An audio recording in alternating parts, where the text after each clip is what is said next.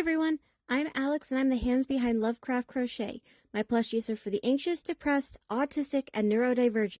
Small enough to travel in a purse, backpack, diaper bag, or even your pocket.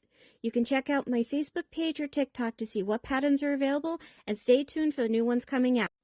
I also make hats, scarves, blankets, and dice bags for the tabletop gamer or dice goblin in your life.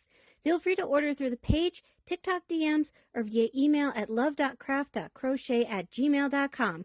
Now, on to the segment. Due to the graphic and disturbing nature of the crimes discussed, listener discretion is advised. Retrostatic Radio presents Killing 15 Minutes. Hello and welcome to Killing 15 Minutes, where you get your true crime fix in 15 minutes or less, or your podcast is free. I'm your writer, Sam Rossi, and shortly I'll be handing over a rough draft of a script to my brother, AJ, who hasn't read it, who's most likely has no idea what we're talking about. This should be fun. Good luck, bro. Thanks, Sam. And thank you for making 2024 phenomenal. Yes, I know this is airing in like February or June. God knows how far ahead we are. I think we're into March.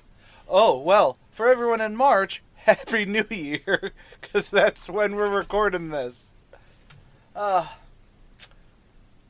by that I mean today is January 1st, 2025. This is true. We're a little ahead. Although that's because Sam's nervous that unproductive days. And Gary Gilmore was born on December 4th, 1940 in McCamey, Texas. He was the second of four sons. His father was, say it with us, an alcoholic con man. Oh, that one's new. That is new, yeah. The alcoholism isn't. No. He might have had multiple wives and families. Gary was originally named Fay Robert? Yes. Fay Robert Kaufman, the family's fake surname. When the family left Texas, his name was changed. 20 years later, Gary found his original birth certificate and believed that he was either illegitimate or someone else's son. He reasoned this is why him and his father did not jive. I think it's jibe. I don't know. I don't know. I've heard it. It's one of those things that I've always heard. I've never really seen written down. I've heard, we don't jibe. We don't jive. We don't gel is what I like using because I can fucking stand gel. You jelly? You gelling? Like a felon. In 1952, the family settled in Portland, Oregon. Adolescent Gary began petty crimes. He dropped out of high school in the 9th grade, even though he did have an IQ of 133. However, say it with me, IQs are bullshit. This is true. He ran away to Texas with a friend, returning back to Portland. At 14, he ran a car theft ring, which was his first official arrest. He was released with a warning. 2 weeks later, he was arrested for car theft again. The court sent him to Mandarin Reform School for Boys in Woodburn, Oregon, for a year. In 1960, he was charged with car theft and sent to Oregon State Correctional Institution, being released a year later. In 1962, his father died of lung cancer. Gary was in Rocky Bristol Jail? Yeah. Okay. In Portland on charges of driving without a license. When the officer told him of the death, Gary attempted suicide.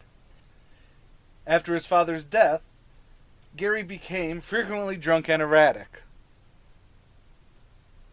Make more sense? Without that sense. A there?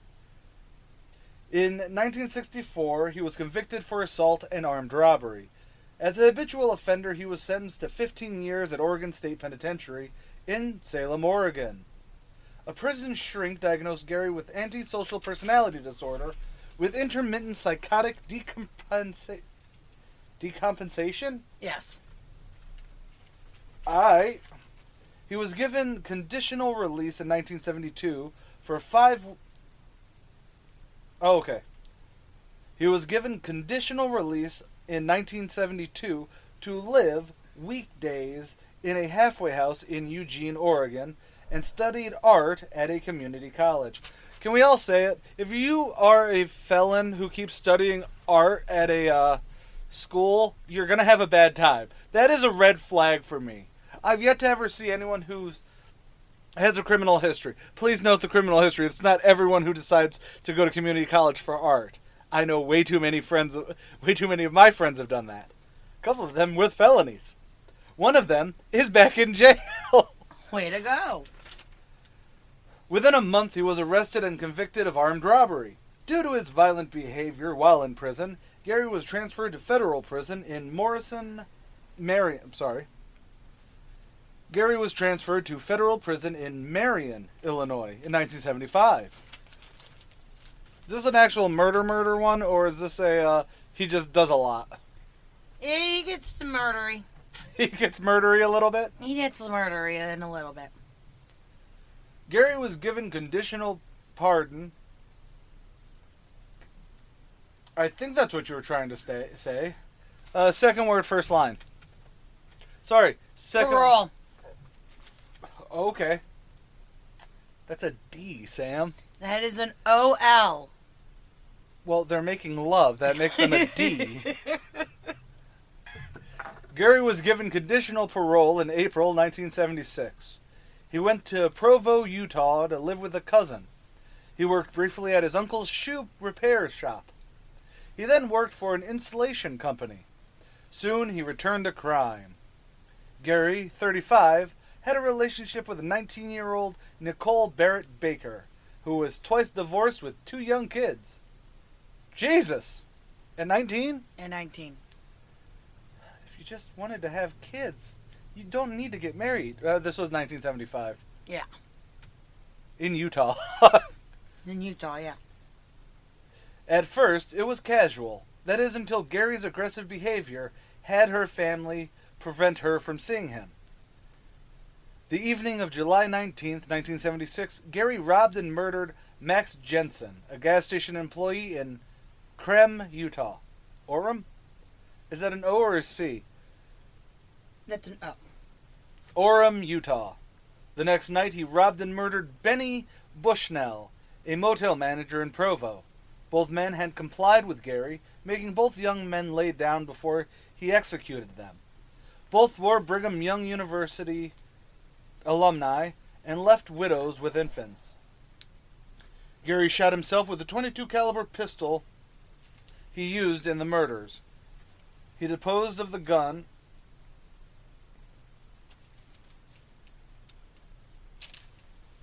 Okay, so he shot himself with the .22 caliber pistol In his hand, yeah. He shot in his right hand. Oh, he shot himself in the hand. That's something better to say, because he shot himself.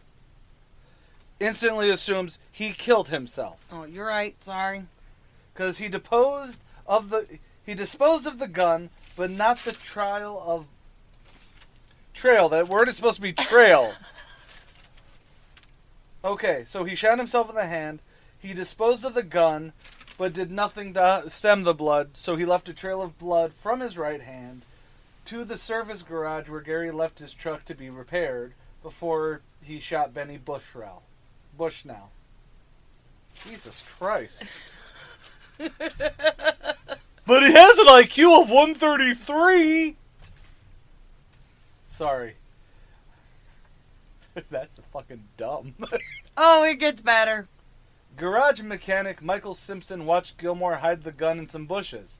Seeing the crudely wrapped hand when Gilmore went to pay for the repairs, and hearing the shooting broadcasted over the police scanner, Simpson wrote down the license plate and called police.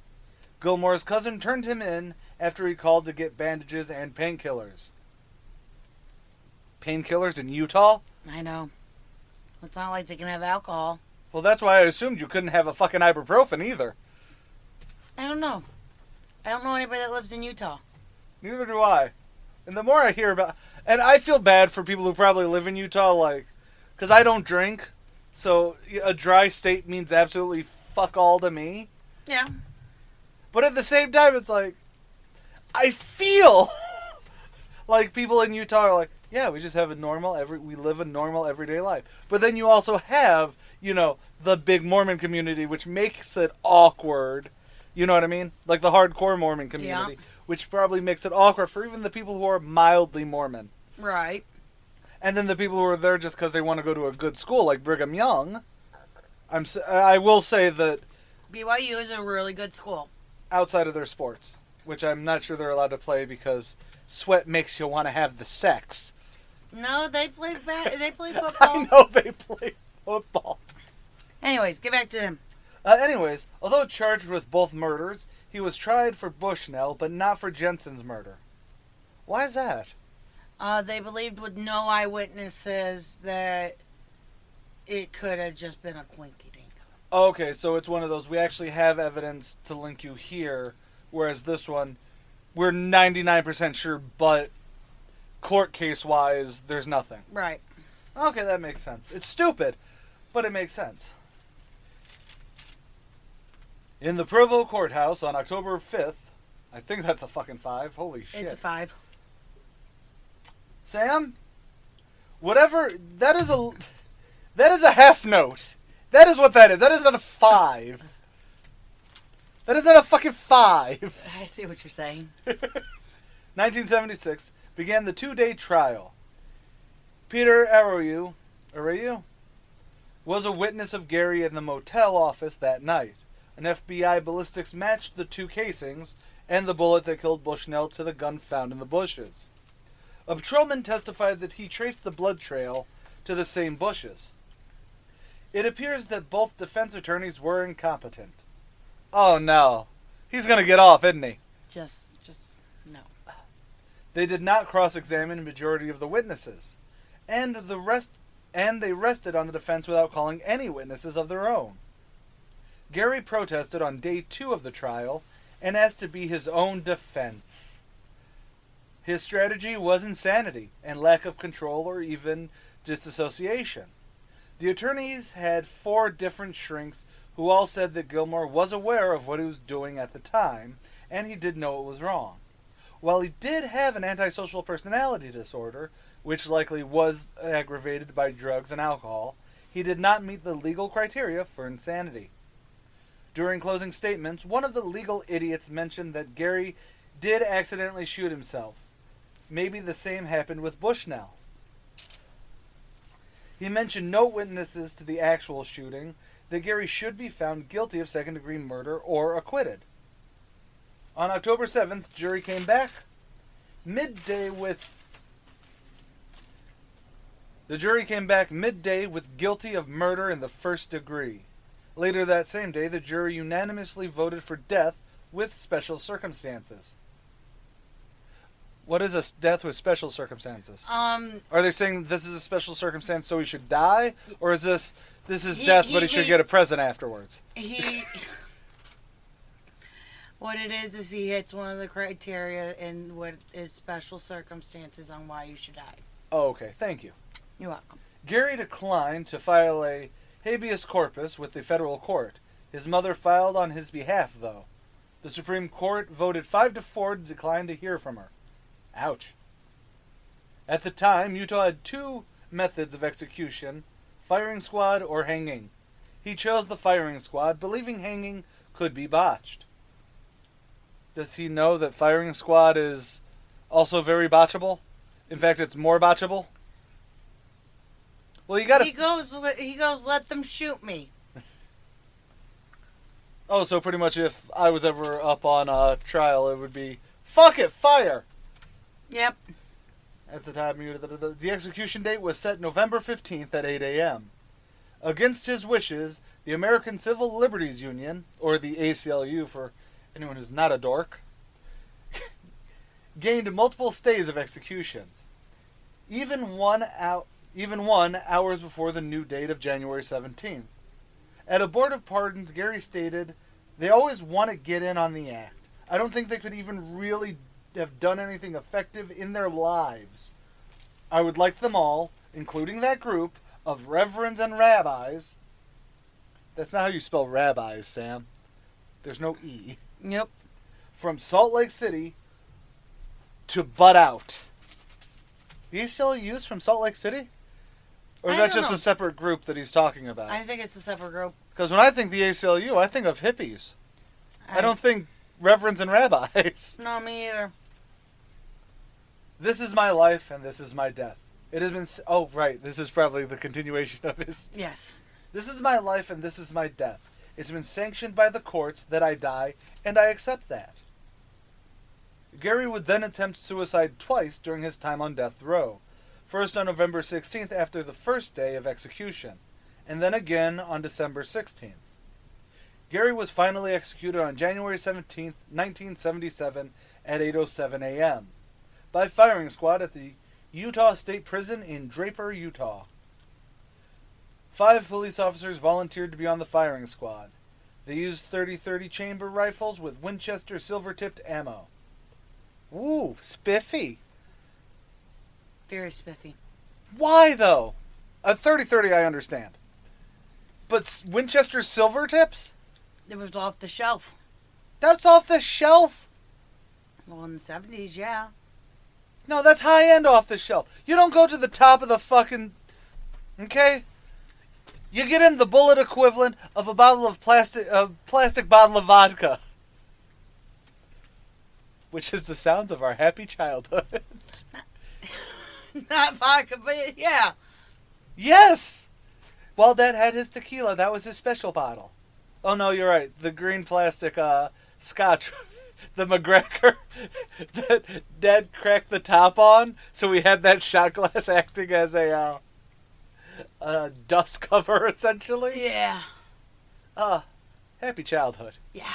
Anywho, Gary's last words. Oh, right, with the murder. Gary's last words out loud were, "Let's do it." Then he went into Funky Cold Medina. Oh, or is that Wild Thing? Let's do it. No, it's Wild Thing. When the hood was placed, Reverend Mearsman heard Gilmore say, "Dominus vobiscum," Latin for "The Lord be with you." The Reverend responded, "Et cum spiritu tua," with his, and with your spirit. And that is the end of Gary Gilmore. Sorry, Gary Glitter's still around, I think. That was another light one. Like, he wasn't too outlandish. He is the first person to be executed in the U.S. after execution was allowed again. When was it stopped? Do you know the dates offhand on that? It stopped in 76. I think 73 is when the Supreme Court said it was unconstitutional, and then they were able to find constitutional. Well, I always hate when people do the constitutional, unconstitutional thing. Mm-hmm. Because there are certain aspects that weren't... They're not in the Constitution outright. That's why we have amendments, obviously. We amend the Constitution to fit what we want. Yep. But at the same time, it's sort of like, why would the death penalty be in the Constitution? Right. Or why would anti-death penalty be in the Constitution? Since at the time, it was very there. It was there. It was a form of entertainment. Well, it was losing its entertainment value in the late 18th century. Doesn't mean it didn't happen. It was still a very nice, fun, public display. People need to bring that back just to feel that community again. Make America hang people again. Like, I know of several treasonous people who should be hanged. Hung? Hanged. No, hung is past tense. Hanged is also past tense. I hate the English language. It's 3 languages in a trench coat pretending to be over the age of 21. Yeah. But, and I know this is its own thing, because, again, well, of course, we have to talk Constitution because that's a federal government. That is how our, federal government is supposed to interact. Right. And then you can look at it and like, well, if we didn't go off of that, then, gay marriage would be a thing. Or not a thing, you know what I mean? It's one of those things where it's like, it is a slippery slope thing. It is very much a slippery slope. I just finished on History Tellers. They did 6 different Supreme Court cases that changed the world. Right. But there's where I also think that our Supreme Court kind of sucks. But that's only right now. It's been about 30 years or so since we had a Supreme Court that didn't feel like it was just bought? Well, there's that too. I'm sorry, wasn't it last year they No. decided to turn around and say, oh, technically, bribes are illegal, but if a gift is given, even if it's from something that, if a gift is given from a lobbyist, as long as it's not marked as a bribe or a thing, it counts as a gift. How do you mark something as a bribe? I don't know. Clarence Thomas really wanted to keep going to fucking wherever the fuck.